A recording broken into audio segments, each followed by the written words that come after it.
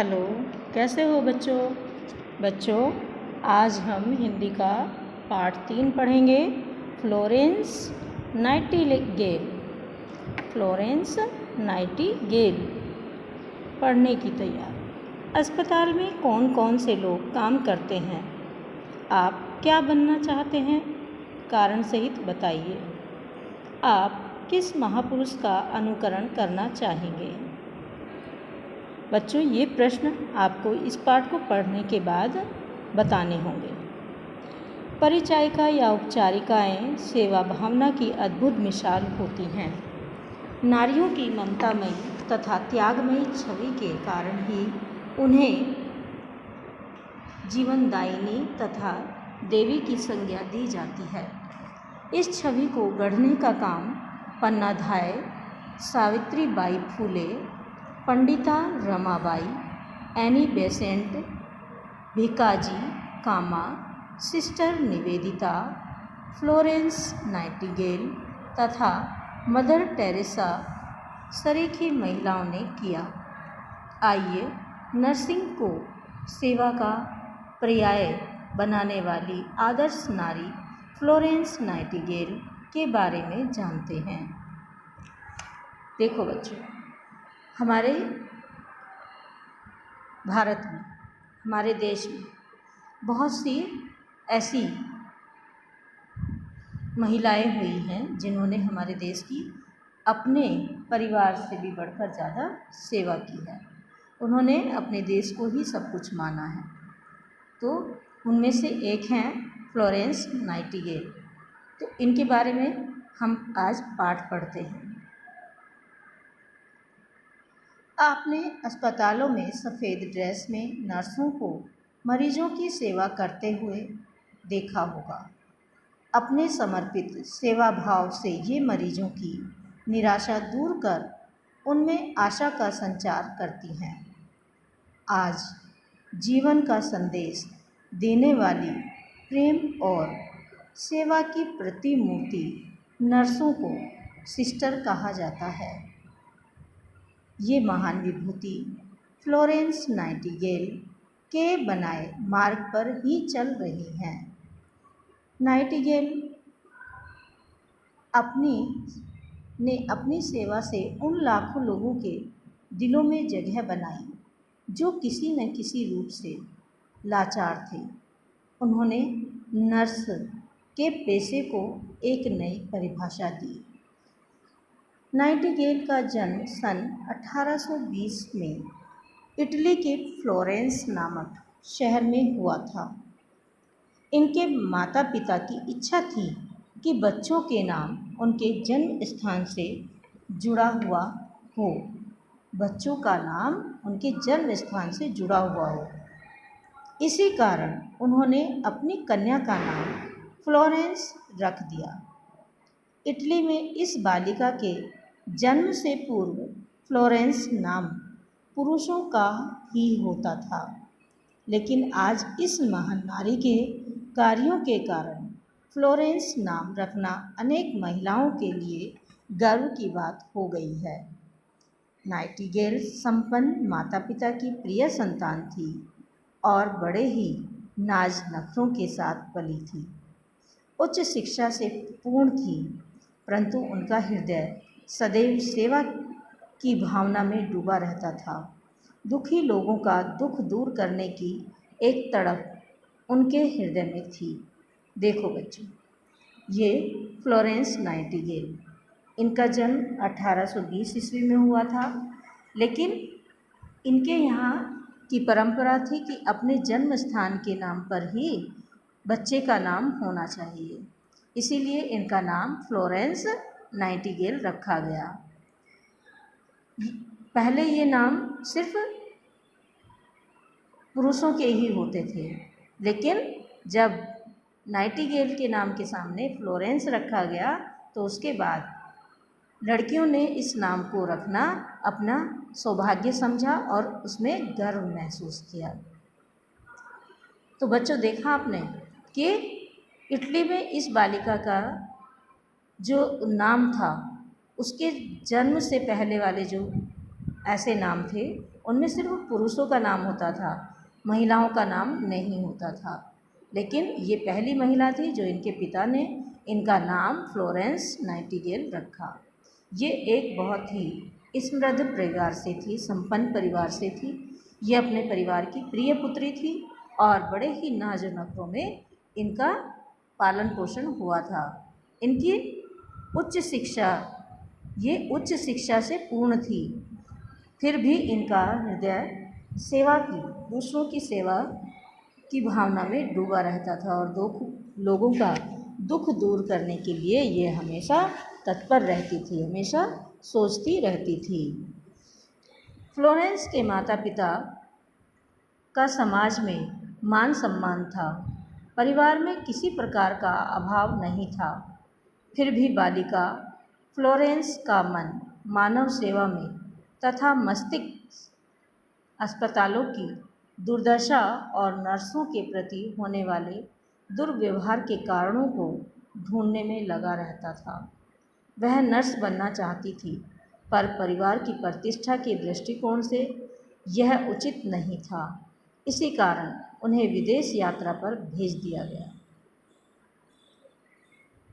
विदेश यात्रा के दौरान उन्हें इंग्लैंड जाने का मौका मिला, जहां सिडनी हर्बर्ट नामक व्यक्ति से इनका परिचय हुआ, जो कुछ दिनों बाद युद्ध मंत्री बना और इनके लिए भविष्य में बहुत सहायक सिद्ध हुआ।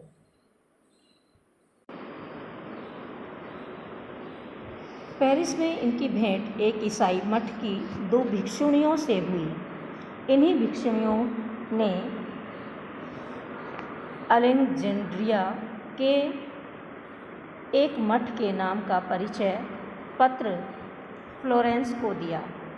यूरोप से मिस्र तक की यात्रा के दौरान अलेक्जेंड्रिया के मठ का फ्लोरेंस ने अवलोकन किया।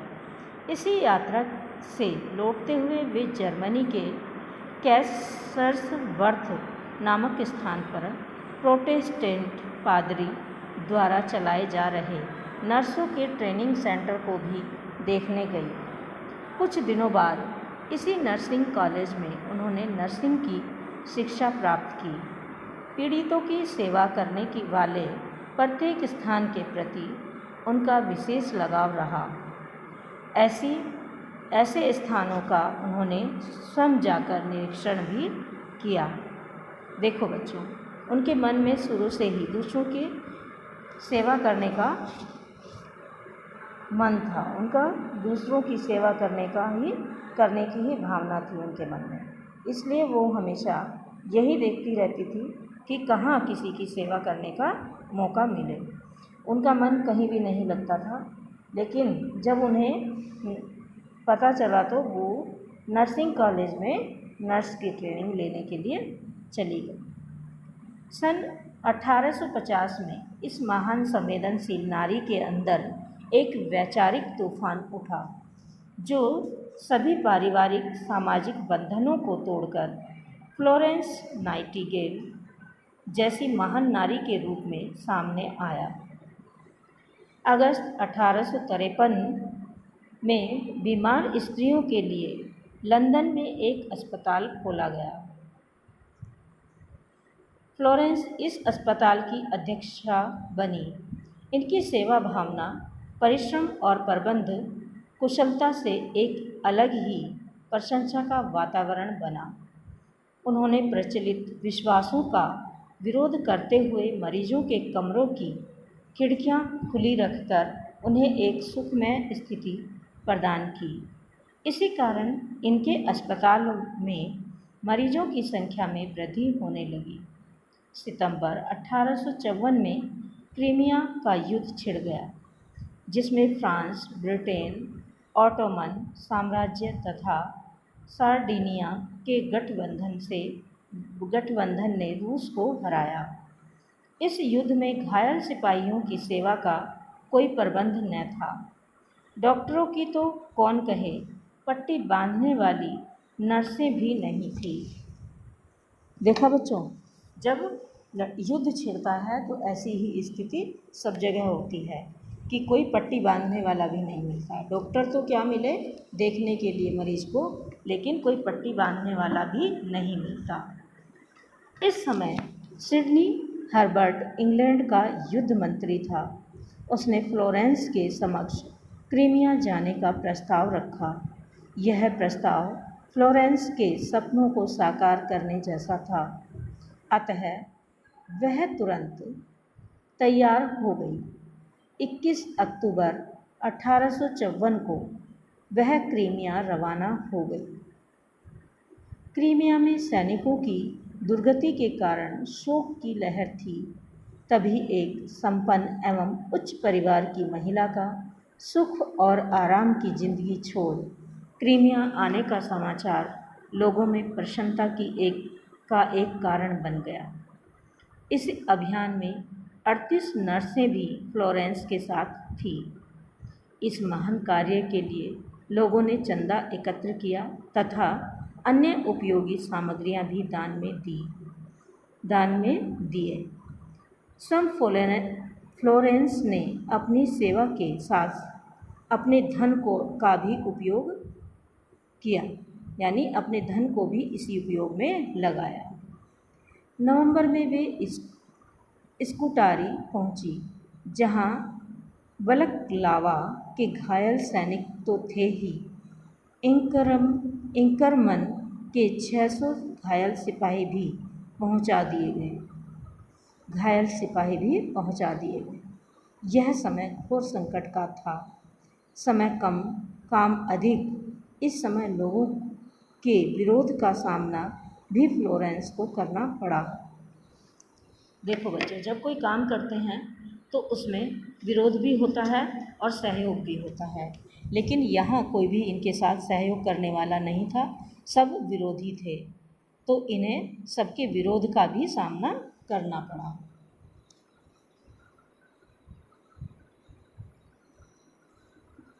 परंतु महारानी विक्टोरिया ने स्त्री पक्ष को दृढ़ता प्रदान करते हुए फ्लोरेंस को आश्वासन दिया कि वह निश्चिंत होकर अपना काम करें।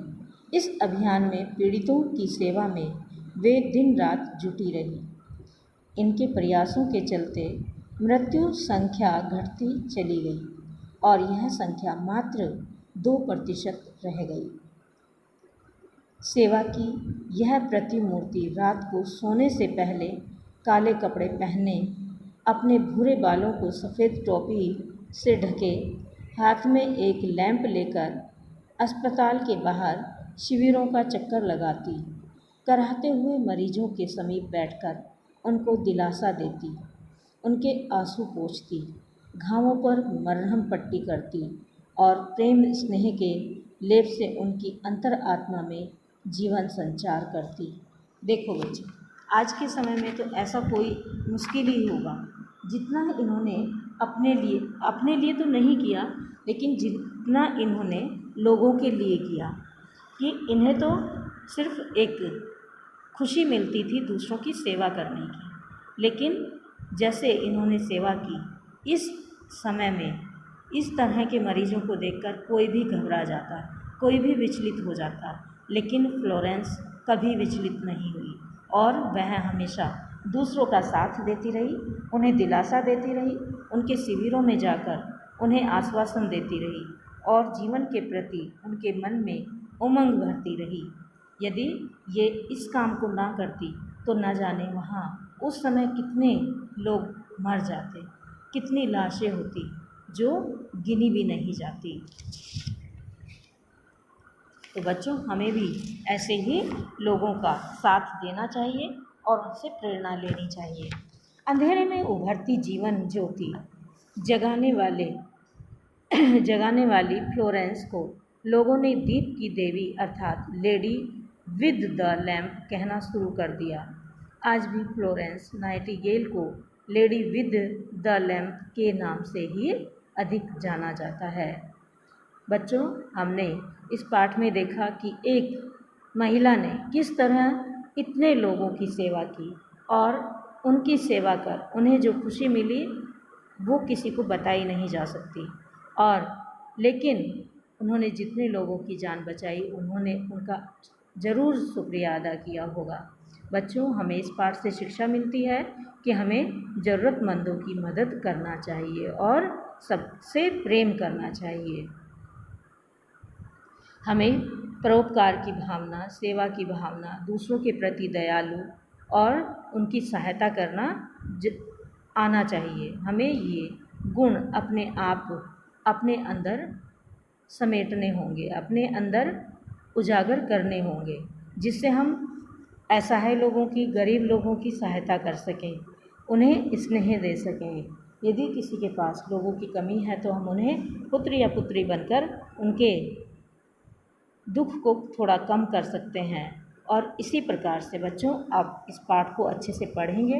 हमने ये पाठ पढ़ा, समझा और अब आप इस पाठ को पढ़ेंगे और अच्छे से याद भी करेंगे। धन्यवाद बच्चों।